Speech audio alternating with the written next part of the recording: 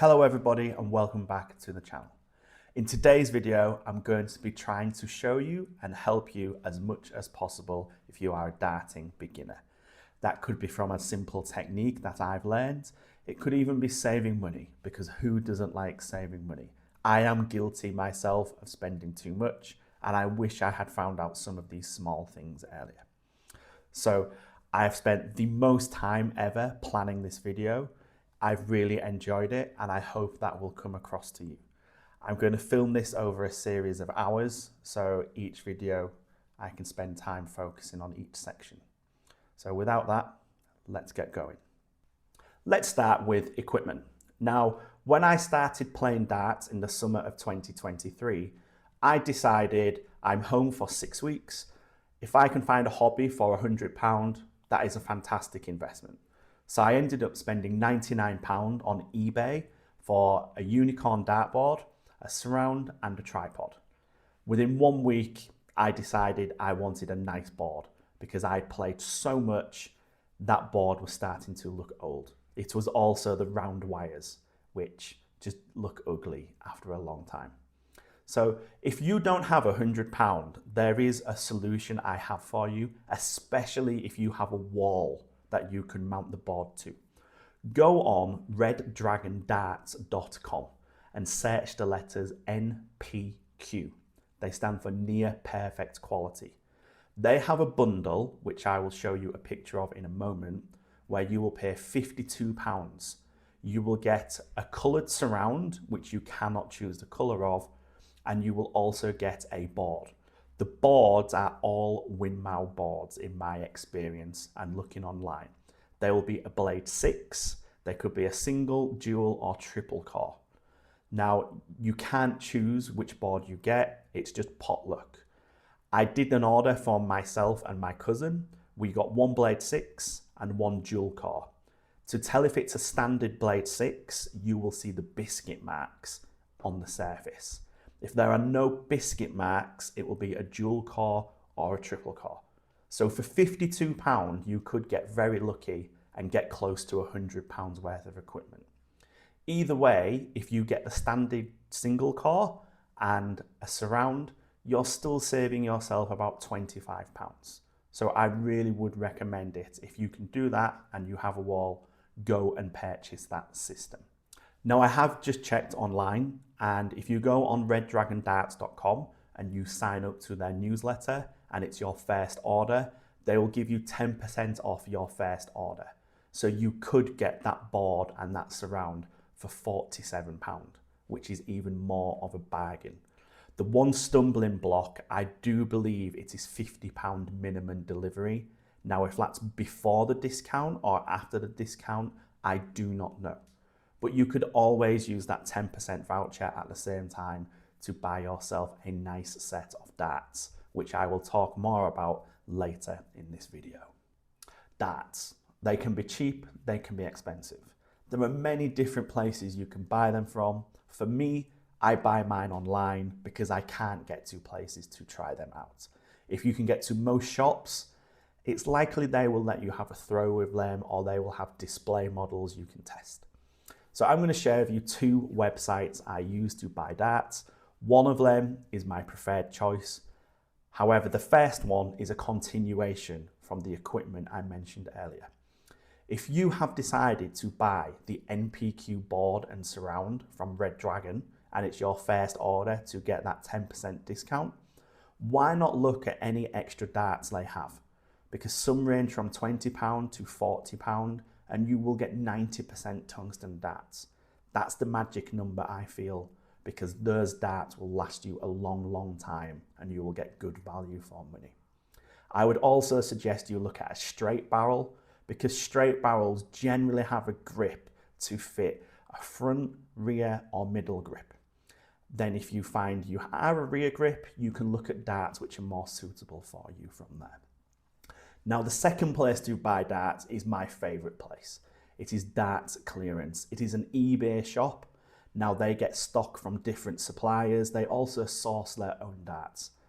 Read the descriptions very carefully, because the description will tell you the percentage of tungsten, it will tell you the dimensions and profiles of each barrel and the weights. So please read them.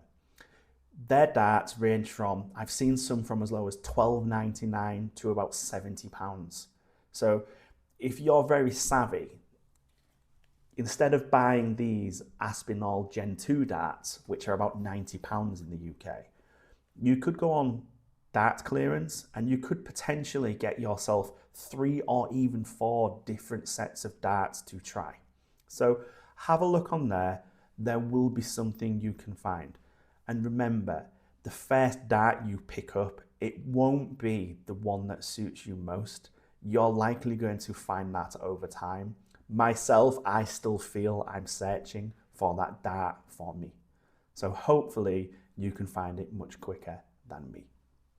So you have your board up, you've got your darts, and you're ready to start throwing. Now, something you need to be aware of straight away is the stance. This is how you stand at the oche. Now, there are many different ways to do this. Just see this picture I'm going to attach probably here. And it shows you how some of the different pros stand. There's no perfect formula for everybody. Everyone's different. You find your own way to do this. I would recommend you start in the middle of the oche for the simple reason you can then work out if you need to move left or you need to move right. I cannot teach you this. I'm not a coach. However, I do know a fantastic coach. If you're going straight to the point darts on YouTube, look at Daniel's masterclasses.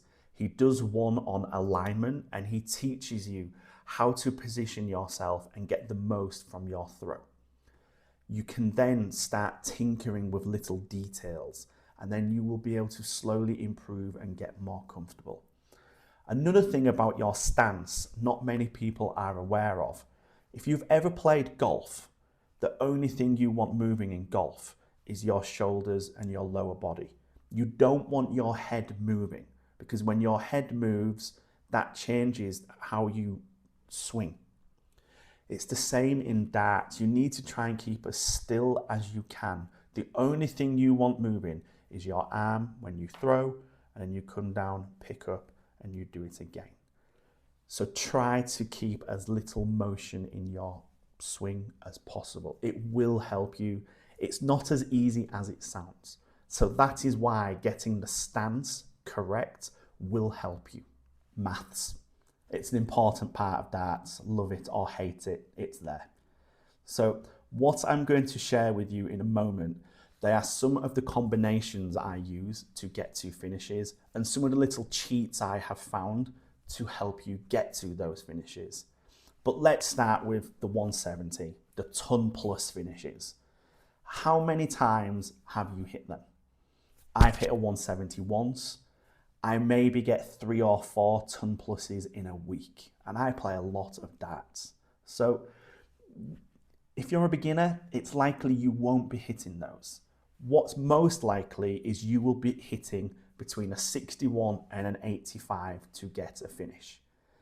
So this is how I do those combinations. Let's start with 62. Now some of you will think, okay, 62, nice and easy, 12, bull, I win. How many times have you done that finish? I mean, I know if I hit it 10 times, or if I tried to attempt it 10 times, on a good day I might get 2, maybe 3. It's not the easiest of finishes. You're not giving yourself the opportunity to win. And when you are a beginner, giving yourself those opportunities, they then give you the confidence when you start hitting them, because at the end of the day, you are having more darts at a double. So how would I do that finish? I would start with a 14. Now, why a 14? Because if you hit the single, you leave yourself 48. And most of the time, a beginner would do that.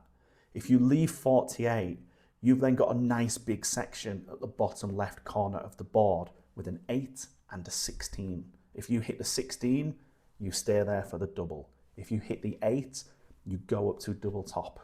Again, you're giving yourself the opportunity to finish. If you do hit the treble, you've got double 10. You've got 2 darts at double 10. So make the most of those extra darts.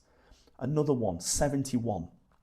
I don't like this finish, 71, but it uses a number which I do feel I underappreciate, and that is 13.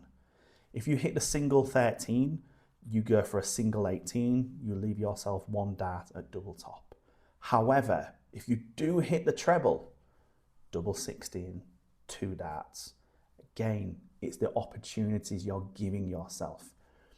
Another finish, 75. Again, I don't like this one because of the route it takes, but it makes sense. Treble 19, because if you hit treble 19, you get 2 darts at double 14. If you hit the single, you've then got 56. So you can go 16 and double top. So it's about giving yourself those opportunities. Another one off top of my head, 78. Treble 18, double 12. If you hit the single, you go 20, double top. So I hope that's helped you to see how you can do the checkouts and gain confidence doing them, because I feel more confident doing those checkouts than I do ton pluses. Because when you do a ton plus finish, you do need 2 perfect darts or 2 near perfect darts to even have the opportunity. Competition, that is what darts is. Now, where do you normally play darts? For me, it's at home against a dartbot. That can get dull and repetitive. Now, there's some other options you could do. Maybe you could go down to the pub and join your local pub team, or just throw darts with them to test yourself against them. What I would recommend you do, if possible, is join an online league. Currently, I am in 2. The first one is the PDC Asia Challenge Tour. I play 1 game or 1 competition every weekend per month. The people I'm up against, they are much better in ability by about 8 to 10 points than me. So I know I have to play well to beat them.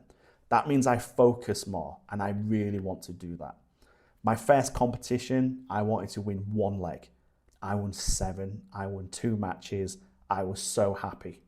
I couldn't believe it. I even had a 59 average, which was unspoken of for me, and I didn't expect it.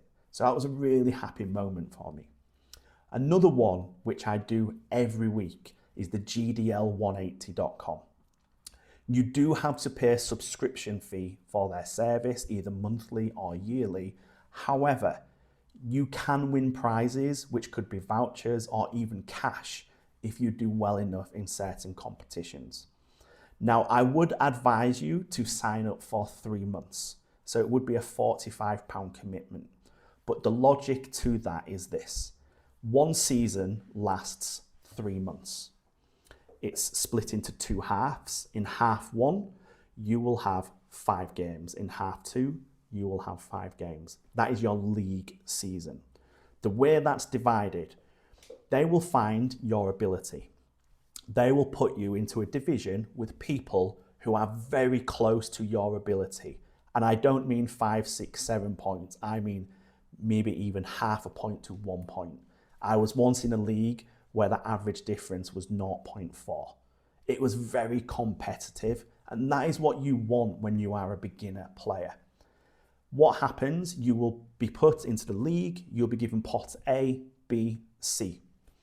You will play everybody in your pot over those first 5 weeks. Once they are done, all of the pots get put together, and then the top 6 players, they will then go into pot 1, middle, pot 2, bottom, pot 3. So that ensures you will get another 5 games against players who've been performing to your ability. So it means it's competitive every week. Aside from the league, they also have knockout competitions which run throughout the month. Again, join them. It keeps you under pressure. It means you focus more. I can show you my screenshot from my first season in the league. I think I averaged 38. It was appalling. My last season, I just finished, I averaged almost 50. It might have been 47. But you can look, as you get further down into my season, my average starts jumping up. It's going 50, 50, 51, 51, 51. I'm hitting 180s. I'm hitting 140s. In my first season, if I averaged 40, I was happy. Now, if I average 45, I'm unhappy. That just shows you how much progress I've made. So I really would recommend you check out the GDL180.com. Now, as I'm editing this, I've realized something. I need to clear up this grading. So let's take gold. If you are a 58 average player, you will be placed in a division with people who are maybe only 1 or 2 points on either side of you. So you could be playing someone who's 56, you could be playing someone who's 60, but they'll be very close. When you play the knockout tour competitions, it will be across that whole ability. So everybody who enters will be put into a hat, names will be drawn out. You could get someone lower than you, you could get someone higher than you. It's just luck of the draw. You will also need a webcam to play in the GDL because it's webcam based stats at the end of the day. So please ensure you do have one. Now, my final piece of advice is this. It's a word of caution. If you do like to fidget and change things, only do one thing at a time. And the logic for that is, if it doesn't work, you can go back to your base position and throw.